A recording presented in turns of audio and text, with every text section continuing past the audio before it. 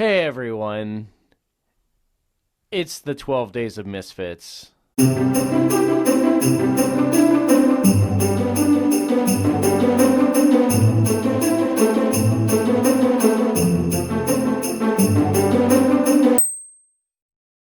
everybody, welcome back. Day 7, we are a full week into Merry Misfitting around. And so today we are going to see if Brandon can get himself back up. He's at 5.5 out of 6 points. Pretty good. Yeah, we'll find you some extra credit again somewhere. So go ahead, pull out our next verse. All right, let's see what our next one is. Yeah, see, this is a lot harder from this direction. I guess I need to make your stocking lower Okay. next year. Again, upside down. All here we right, go. so we have Esther chapter 4. And again, there's usually not the whole verse, but let's see what... It is the whole chapter. Oh.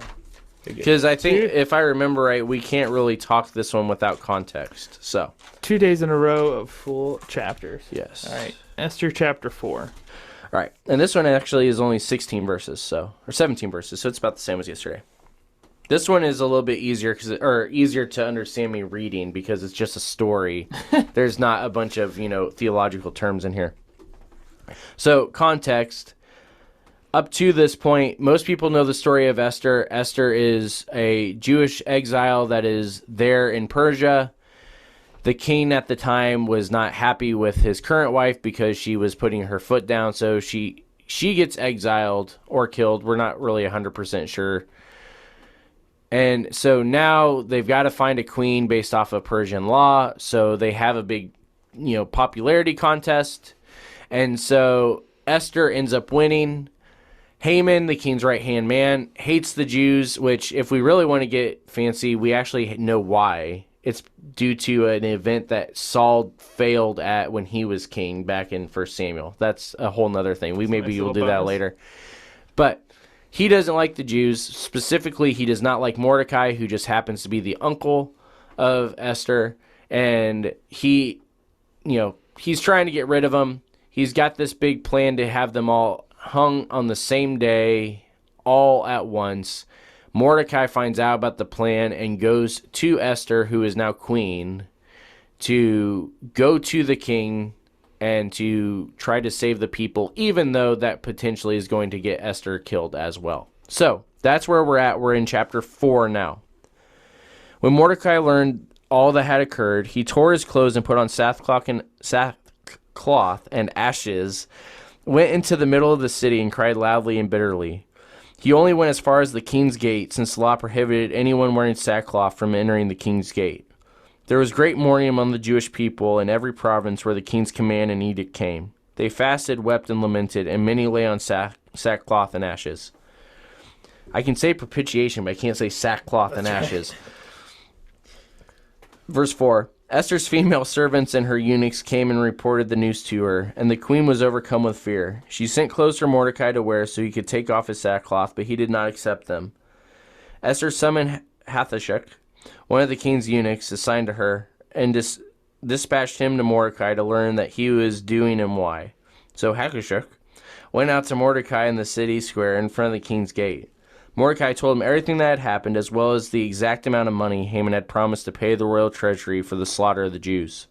Mordecai also gave him a copy of the written decree issued in Susa, ordering their destruction, so that Hathashuk might show it to Esther, explain it to her, and command her to approach the king, implore his favor, and plead with him personally for her people.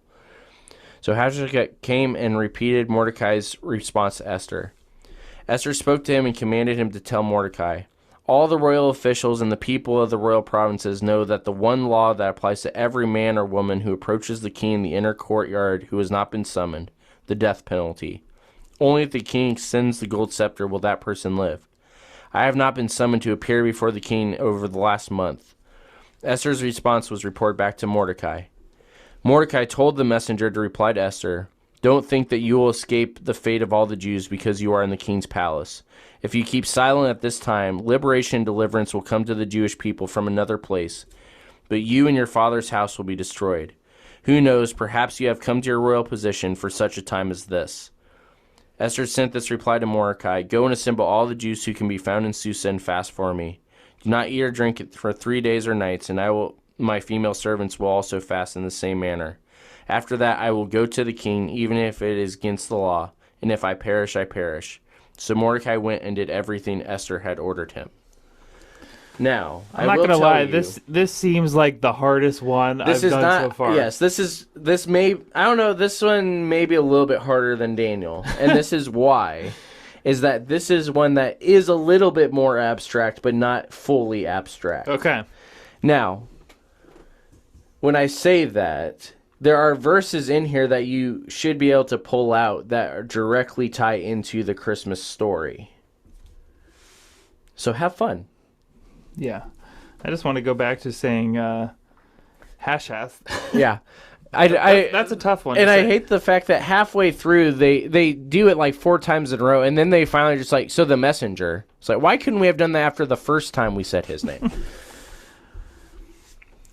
I want to start closer to like verse 11, kind of about like the decree that was made before about like the 30 days of all the royal officials. He's thinking, and the people in the royal provinces know that one law applies to every man or woman who approaches the king in the inner courtyard and who has not been summoned, the death penalty. Only if the king extends the gold scepter will that person live. I have not been summoned to appear before the king in the last 30 days. So that I'm starting there because I'm just thinking of the representation of Jesus as king, in that this was the law basically at the time of past that 30 days. You were supposed to be put to death, and Esther was kind of pushing the boundaries. 30 days.